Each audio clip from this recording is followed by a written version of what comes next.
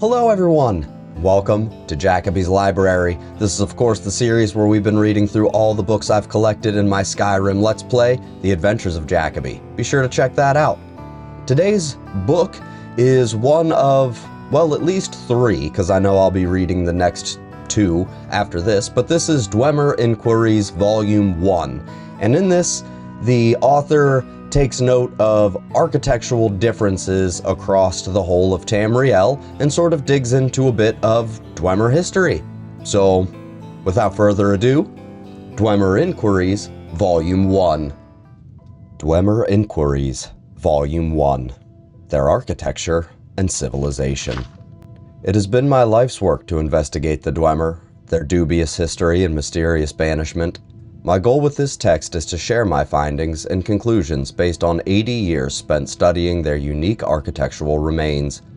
The migration of the Deep Elves from their ancestral Dwemerith, now Morrowind, is a generally accepted fact. Recorded history supports this, specifically mentioning the Rorken clan's refusal to join King Dumak in the forming of the First Council, and their subsequent exodus to Hammerfell. The architectural premise is also sound, as the building habits of the dwarves adapted and changed, albeit slowly and in subtle ways, over time and land. I propose that some of these differences are stylistic as well as practical. Traditional viewpoints suggest that the Vvardenfell Dwemer were the most prolific of their kind. Based on my excavations throughout Skyrim, Morrowind, and High Rock, I'm not sure that this is the case.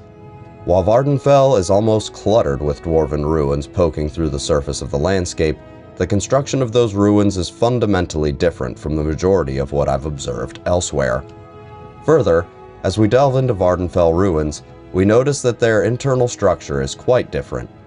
While major civic and operational chambers are found near the surface in a Vvardenfell ruin, this is not typically the case of the mainland.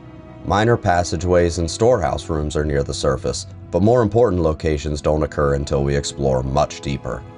Because such major locations are well hidden in Dwemer ruins outside of Morrowind, many scholars believed they were in fact not present in ruins outside that province. This premature conclusion led some to believe such sites to be mere outposts. My research has shown this is not to be the case. There are a few theories that may explain the difference. Perhaps clan architects simply had their own styles and preferences when it came to civic planning.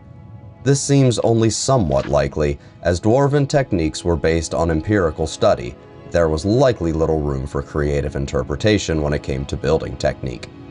Geological makeup of the terrain almost certainly played a role, especially in a region like northern Skyrim, where the ground near the surface is very rocky and often frozen, versus the volcanic substratum common to Vvardenfell, or the ubiquitous aquifers found in Hammerfell. It's possible that dwarven architects in the north were not even able to excavate larger structures until reaching more pliable stratum. This scholar would like to suggest, however, that many structures west of Morrowind were built after the First Era 420.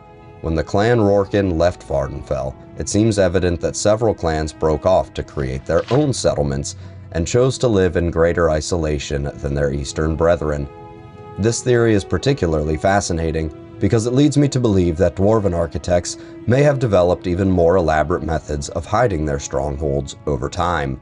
This opens the distinct possibility that undisturbed dwarven archaeological sites exist throughout Tamriel, even in southern areas like Cyrodiil or Blackmarsh, where dwarves are not believed to have ever had a significant presence.